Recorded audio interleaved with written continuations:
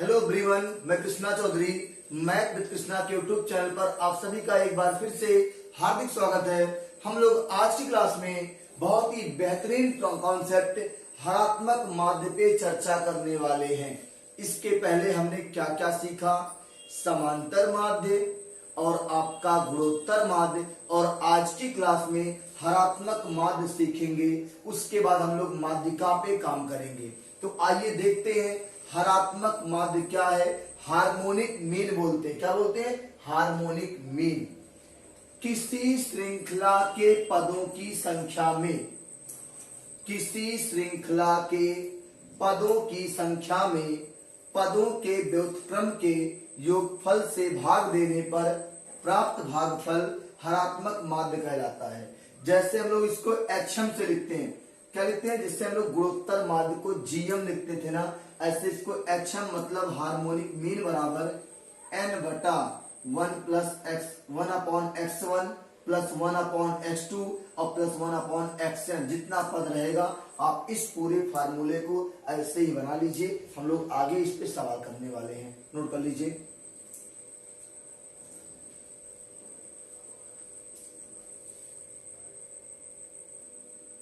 चलिए हम लोग हरात्मक माध्य पे पहला सवाल करेंगे।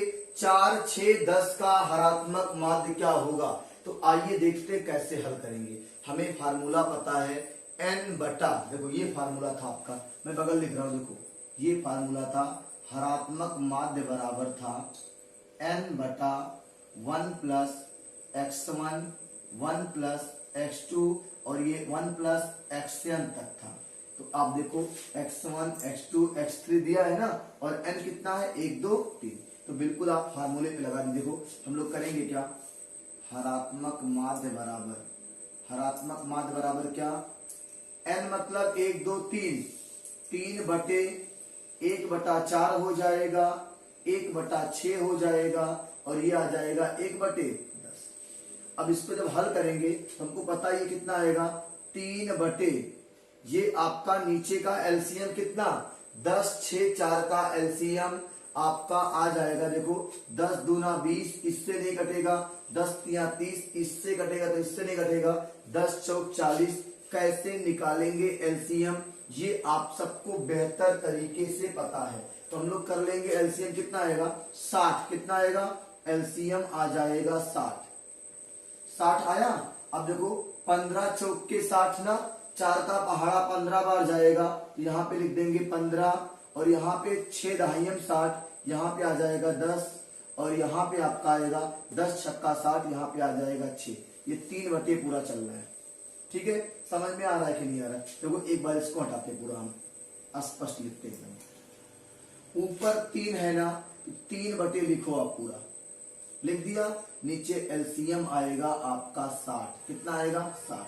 तो यहाँ पे 15 चौक के 60, ये 15, ये आपका 10 छक 60, ये 10, और ये आपका आएगा 10 छक 60, 6 दाहिम 60, 10 हो गया, 10 छक 60, यहाँ पे 6। अब इसको हल करते हैं। देखो हल जब करेंगे तो 3 और ये 60 ऊपर चला जाएगा, 3 गुणे क्या हो जाएगा? 60। 60 ऊपर मल्टीप्लाई हो जाएगा, 3 गुणे 60 हो जाएगा, ऊपर जोड़ो 15 10 25 35 1 31, नीचे आ गया 31। अब इसको हल कर लीजिए, आपका आंसर है।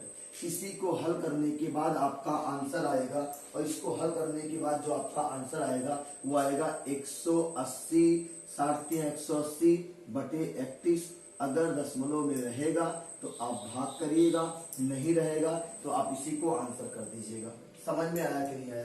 देखो कैसे करेंगे, 1 2 3 गिन के 3 लिख दिया, नीचे 1/4 1/6 1/10, तीनों को जोड़ना है। तो ऊपर 3 रहेगा, नीचे हर का एलसीएम ले लेंगे, और एलसीएम लेके 4 15 चौक के 60, 15 1 कम 15, 10 छक 60, 10 1 कम 10, 10 छक 60, 6 कम 6, और सबको लिख के आप हल कर लेंगे, आंसर आ जाएगा। ठीक है, नोट कर लीजिए। अगले सवाल पे चर्चा करते हैं। समझ में आ रहा भैया ना? बिल्कुल अगला सवाल लेने वाले हैं लोग। ठीक है, देखिए अगला सवाल है 10 और 15 का हरात्मक माध्य क्या होगा। ये सवाल आप पूरा नोट कर लीजिए। क्या सवाल था? 10 और 15 का हरात्मक माध्य क्या होगा। 10 और 15 का हरात्मक माध्य क्या होगा। तो आइए देखते हैं हरात्मक माध्य कैसे निकलेगा। सर गिनती में आप देख लो कितनी संख्याएं हैं, गिनती में है 2 संख्या, कितनी है 2, तो आपको पता है ऊपर क्या रहेगा 2, ऊपर 2 आ गया, नीचे 1/10 और क्या आएगा 1/15 ये आएगा, ऊपर 2 रहेगा, 2 को लेके चलो साथ में आप, नीचे वाले का एलसीएम 15-10 का एलसीएम कितना 30, 15-10 का एलसीएम 30, अब पहाड़ा पढ़ो 10 तिया 30, 1 तिया 3, 15 दूनी 30, 1 दूना 2। अब देखो ध्यान से, कुछ करना ही नहीं, आपका आंसर आ जाएगा 2 है, ऊपर जाएगा 30, ऊपर कौन जाएगा 30 और नीचे कितना आएगा 3 2 5, नीचे 5, अब 5 से काट दो, 5 36 और 6 दूनी 12, आपके इस सवाल का राइट आंसर है। 1 10 और 15 का हरात्मक माध्य क्या आएगा 12 आएगा, आप नोट कर लीजिए, फिर हम लोग अगले सवाल की बात करते हैं। चलिए समझ में आ गया सवाल, ये अगले सवाल की बात कर लेते हैं। देखो ध्यान से, क्या सवाल अगला है, अगला सवाल आपका रहेगा, हम लोग आंकड़ा चेंज कर रहे हैं, 1 2 6 8, 1 2 6 और 8 का हरात्मक माध्य क्या होगा। देखो हरात्मक माध्य बराबर कैसे निकलेगा, बिल्कुल आसान भाषा में आप सीखिए भैया, कितनी बार है 1 2 3 4 संख्या है ना, तो ऊपर लिख दीजिए 4, लिख दिया, अब नीचे आ जाओ 1/1 धन 1/2 धन 1/6 और धन कितना 1/8, ये कर देंगे। अब देखो ये ऊपर आ जाएगा 4, नीचे आ जाएगा, एलसीएम लेंगे 1 2 6 और 8 का एलसीएम लेंगे, और आपको पता है एलसीएम कितना आएगा 8 3 24, एलसीएम 24 सबसे कट जाएगा ना, एलसीएम लेना भैया सबको पता है ना, अगर एलसीएम लेना नहीं आ रहा है तो आप यहाँ पे वीडियो को रोकिएगा, आप जाइएगा प्लेलिस्ट में, वहां पे लासा और मासा की वीडियो ओपन करिएगा, पहले दूसरे पार्ट में आपको मासा और लासा निकालना सिखाए हैं। देखो ध्यान से, 1 का पहाड़ा पढ़ेंगे 24 में 24 बार जाएगा, इस 24 से कम 24 हो जाएगा, धन 2 का पहाड़ा 24 में 12 बार, तो 12 1 कम 12, फिर धन 6 का पहाड़ा 24 में 4 बार, तो 4 हो जाएगा, धन 8 का पहाड़ा 24 में 3 बार, 3 हो जाएगा। अब देखो कुछ करना ही नहीं है, आपका यहीं पे आंसर आ जाएगा, 4 गुणे 24 ऊपर जाएगा और नीचे जोड़ दीजिए, 24 12 36 4 40 3 43, तो ये आपका आंसर हो गया 24 चौके 96 और बटा कितना 43, यही आपका राइट आंसर है। अगर दशमलव में रहेगा तो आप चेंज करिएगा, वरना आप इसी को आंसर कर दीजिएगा, ठीक है। 96 बटा कितना आ जाएगा 43 आ जाएगा। भैया हरात्मक माध्य समझ में आ रहा है कि नहीं आ रहा है, आपका बहुत अच्छा रिस्पांस रहा गुणोत्तर माध्य और समांतर माध्य पे, तो उम्मीद करते हैं हरात्मक माध्य भी आपको समझ में आ रहा होगा, ठीक है। नोट कर लीजिए, आगे सवाल चर्चा करते हैं। चलिए समझ में आ गया भैया, एक सवाल और लेंगे, 20 और x का हरात्मक माध्य 24 है, तो x का मान क्या होगा। देखो 20 और x का हरात्मक माध्य कितना है 24, तो आपको पता हरात्मक माध्य बराबर क्या होता है ना, तो यहां कर लेंगे 24, तो 24 बराबर 1 और 1 दो संख्या है, 2 बटे कर लेंगे, 1/20 और 1/x। समझ में आ रहा है कि नहीं आ रहा है। देखो अगर ये 24 है, 2 से काट दो, 2 1 कम 2, 12 दूनी 24, ई 12 यहां जाके मल्टीप्लाई करेगा, कहां करेगा यहां मल्टीप्लाई करेगा। देखो अगर यहां मल्टीप्लाई करेगा तो ऊपर क्या बचा भैया 1, क्या बचा है 1, ऊपर 1 बचा है ना, इसको यहां लाके मल्टीप्लाई कराओ, 1 बटा कितना सॉरी 12 1 कम 12 बटे, ध्यान दीजिएगा ये आपका 12 1 कम 12 बटे क्या हो जाएगा 20 और प्लस 12 1 कम 12 और बटे कितना x, और इधर क्या बचा, इधर केवल 1 बचा हुआ है, इसी को हल कर लीजिए आपका आंसर आ जाएगा। देखो इसको हल कर लीजिए आपका आंसर आ जाएगा। अब इसको कैसे हल करेंगे, सब लोग कमेंट बॉक्स में इसको हल करके आंसर करिए, तो बिल्कुल आपकी कैलकुलेशन वाली समस्या नहीं आनी चाहिए, इसको हल करिए।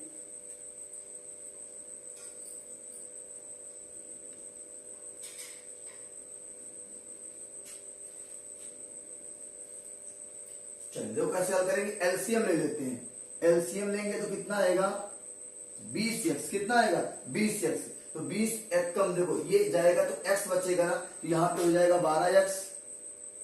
भाई 20 का पहाड़ा लगाएंगे ना, ई कट जाएगा x बच जाएगा, तो 12x हो जाएगा, ई कट जाएगा x 20 बचेगा, और 12 दूनी 24 240, और बराबर कितना आएगा 1। अब लिख देंगे 12x धन 240 बराबर 20x, और 12 से 20 घटेगा तो 8x आएगा ना भैया। 12 से 20x जाएगा तो 8x बराबर 240, 8 त्रिक 24, x का मान कितना आ जाएगा 30 आ जाएगा। और ये इस सवाल का आंसर है, लगा लीजिए। बिल्कुल कुछ नहीं है, कैलकुलेशन। देखो यहाँ पे एलसीएम लेंगे, एलसीएम का जब पहाड़ा पढ़ेंगे तो इतना इतना आएगा, आपका हो जाएगा। ठीक है, नोट कर लीजिए।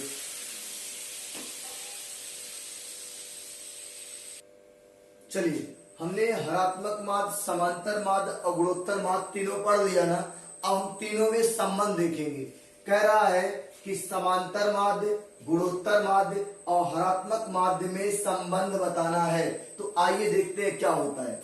हरात्मक माध्य, गुणोत्तर माध्य और आपका समांतर माध्य, तीनों में संबंध क्या होता है आइए देखते हैं। तो आपको पता है ना भैया, अपनी कॉपी पे लिख लीजिएगा।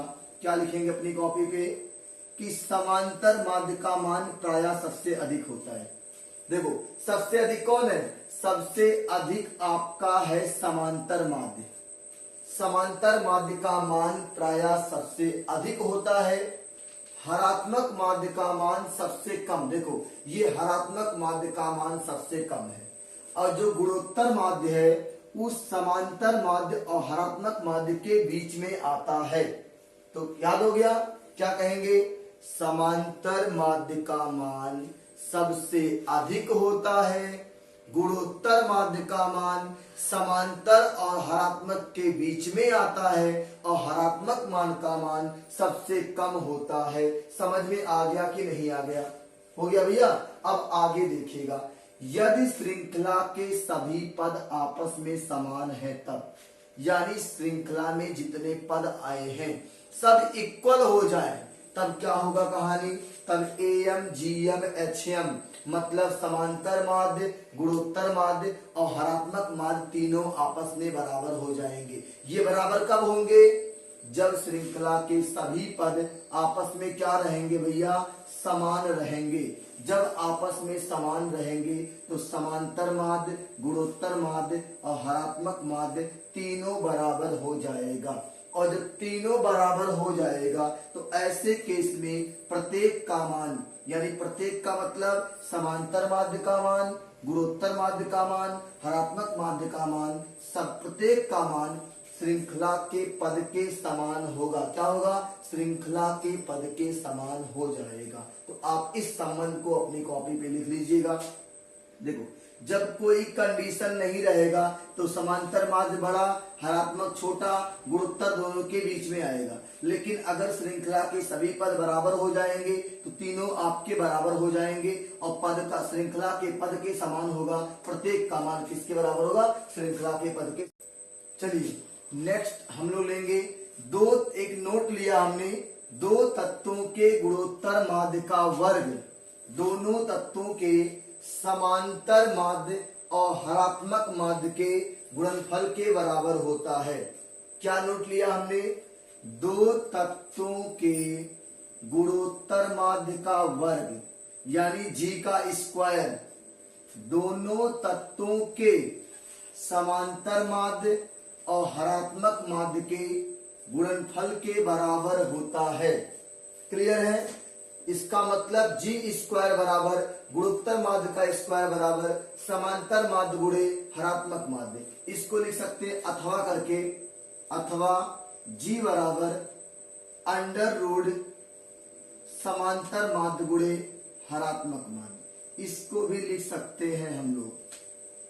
दोनों चीज एक ही है, यहाँ पे वर्गमूल ले लिया गया है। तो आप नोट कर लीजिएगा, इस पे सवाल करेंगे, उसके बाद आपका ये हरात्मक माध्य क्या हो जाएगा, कंप्लीट हो जाएगा। तो हम लोग इसको पहले लिखते हैं फिर आगे सवाल करते हैं। समझ में आ गया भैया?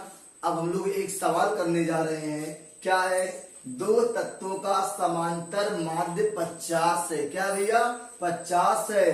जबकि हरात्मक माध्य क्या है, 8 है। ध्यान दीजिएगा, तो दोनों तत्वों के गुणोत्तर माध्य की गणना कीजिए। मैंने अभी आपको बताया था कि गुणोत्तर माध्य का वर्ग जो होता है समांतर माध्य और हरात्मक माध्य के गुणनफल के बराबर होता है। याद है कि नहीं? अगर याद है तो आइए उसी को अप्लाई करते हैं। हमने क्या बताया था भैया आपसे? हमने कहा था कि गुणोत्तर माध्य का जो वर्ग होता है उस समांतर माध्य और हरात्मक माध्य के गुणनफल के बराबर होता है ना? तो बताओ समांतर माध्य कितना, 50। तो एक ही जगह पे लिख दो भैया 50 है। और हरात्मक माध्य कितना, 8 है। अब सोचेंगे सर इतना बड़ा सवाल है और आंसर तो एक के लाइन में। हाँ भैया, जितना बड़ा सवाल है आंसर उतने छोटा आएगा। जी स्क्वायर का मान कितना, 50 8 25 40 400। जी स्क्वायर का मान 400 है ना। जी का मान पूछा है तो वर्गमूल ले लेंगे। जी बराबर जी स्क्वायर का मान 400 तो जी बराबर 20 है। जी बराबर क्या आएगा भैया, 20 है। ये आपका हो गया आंसर। समझ में आया कि नहीं आया? ये भैया रेडीमेड फार्मूला है। अभी बताए थे आपको कि गुणोत्तर माध्य का वर्ग जो होता है समांतर माध्य और हरात्मक माध्य के गुणनफल के बराबर होता है। और हरात्मक माध्य 8 दिया था, समांतर माध्य 50 दिया था। हल करने पे 400, जी का मान कितना, 20 आ जाएगा। आप इसको नोट कर लीजिए। आगे एक सवाल और लेंगे, ठीक है? देखो नोट करिए इसको पहले आप। एक सवाल हम लोग और लेंगे और उस सवाल में आपको क्या रहेगा, देखो नोट कर लीजिए पहले। लग गया भैया कि नहीं लगा? कुछ समझ में पल्ले पड़ रहा है? तो आओ देखते हैं। एक सवाल और है। दो तत्वों का समांतर माध्य कितना है, 25 है। जबकि गुणोत्तर माध्य कितना है, 20 है। तो बताओ दोनों का हरात्मक माध्य पूछ लिया गया। क्या पूछा है, हरात्मक माध्य पूछा है भाई। क्या पूछा है, हरात्मक माध्य पूछा है। तो बिल्कुल कोई दिक्कत नहीं है। देखो जी स्क्वायर बराबर बताए थे क्या होता है, a इंटू एच होता है ना। होता है कि नहीं होता है? होता है। तो बता दो क्या दिया है, समांतर माध्य 25, a का मान कितना, 25। सर किसका पूछा है, किसका पूछा है, एच का ही तो पूछा है। और जी का मान कितना, जी का मान आपका दिया है क्या भैया, जी का मान दिया है 20 और जी स्क्वायर है तो 20 गुणे 20 कर लीजिए। 5 से काट दो, 5 पचे 25, 5 चौक 20, फिर 5 चौक 20, 4 चौक के 16 और ई हरात्मक माध्यवा आ गया भैया का 16। बताओ कठिन है का? बिल्कुल कठिन नहीं है। आपको लगता कठिन है, ठीक है, कठिन बिल्कुल नहीं है। तो आपको समझ में आया कि नहीं आया? बिल्कुल आपसे गुणोत्तर माध्य, समांतर माध्य, हरात्मक माध्य की बात करेगा तो कहीं पे कोई दिक्कत नहीं आनी चाहिए। आप इस सवाल को नोट कर लीजिए। एक तरीका बचा हुआ है वर्ग करणी माध्य, उसके फार्मूले को लिखेंगे और उस पर 1-2 सवाल करेंगे। उसके बाद वीडियो को पूर्णतया कंप्लीट कर देंगे। नोट कर लीजिए। चलिए अब हम लोग अभी इसके पहले क्या सीखे थे, समांतर माध्य का प्रयोग कहाँ कहाँ करते हैं, गुणोत्तर माध्य का प्रयोग कहाँ कहाँ करते हैं। तो आइए देखते हैं हरात्मक माध्य का प्रयोग कहाँ कहाँ करते हैं। हरात्मक माध्य का प्रयोग भैया हम लोग कहाँ कहाँ कर सकते हैं। औसत चाल, औसत चाल को ज्ञात करने में भी हरात्मक माध्य का प्रयोग करते हैं। औसत गति को भी प्रयोग कर सकते हैं, औसत गति को भी प्रयोग करते हैं। विभिन्न खर्चों के औसत में भी इसका प्रयोग कर सकते हैं। क्या कर सकते हैं, विभिन्न खर्चों में होने वाले औसत का भी प्रयोग कर सकते हैं। यानी यहां से हरात्मक माध्य का प्रयोग करेंगे। औसत चाल, औसत गति और खर्चों के औसत को ज्ञात करने में हम लोग किसका प्रयोग करेंगे, हरात्मक माध्य का प्रयोग कर सकते हैं। तो अभी एक टॉपिक बचा हुआ, आप उसको पढ़ के तब जाइएगा, और उस टॉपिक का नाम है वर्ग कड़ी माध्य। तो पहले आप इसको चिपकाइए, मुश्किल से 2 मिनट आपका लेंगे और आपको सिखा के जाएंगे। नोट कर लीजिए। तो हमने आपसे क्या कहा था कि वर्ग कड़ी माध्य को पढ़ के ही जाइएगा, तो वो समय आ गया है। वर्ग कड़ी माध्य क्या होता है? किसी श्रृंखला के पदों के वर्ग के समांतर माध्य के वर्गमूल को वर्ग कड़ी माध्य कहते हैं। फिर सुनिएगा, किसी श्रृंखला के पदों के वर्ग के समांतर माध्य के वर्गमूल को वर्ग कड़ी माध्य कहा जाता है। वर्ग कड़ी माध्य को QM से लिखते हैं। किससे? QM से लिखते हैं। तो QM बराबर ये वर्ग कड़ी माध्य निकालने का ई फार्मूला है। एक का याद कर लो भैया, x1 का स्क्वायर प्लस x2 का स्क्वायर, आगे जितना पद आएगा और बटेन कर लेंगे, वर्गमूल निकाल लेंगे, आंसर आ जाएगा। 1 से 2 सवाल करेंगे, उसके बाद आपको विदा करेंगे। आप जाइएगा, रात भर अच्छे सोइएगा, ठीक है? तो नोट कर लीजिए इसको।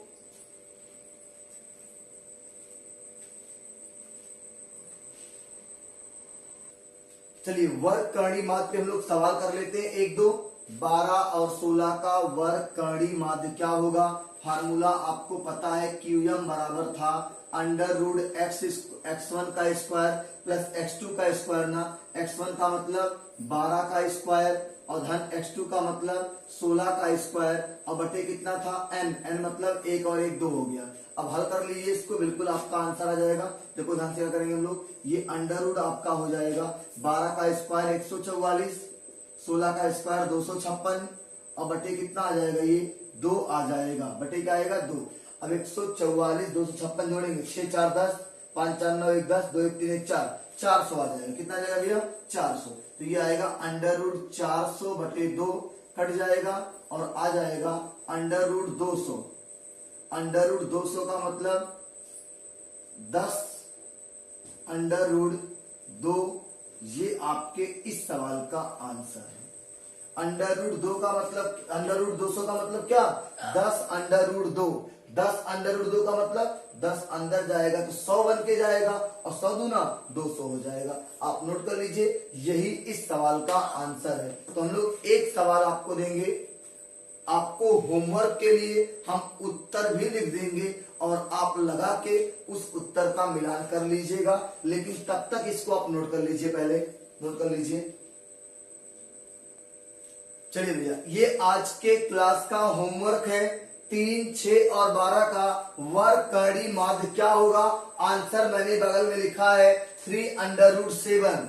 आप लोग लगा के कमेंट में हमको बताइएगा कि सर मेरा आंसर 3√7 ही आ रहा है।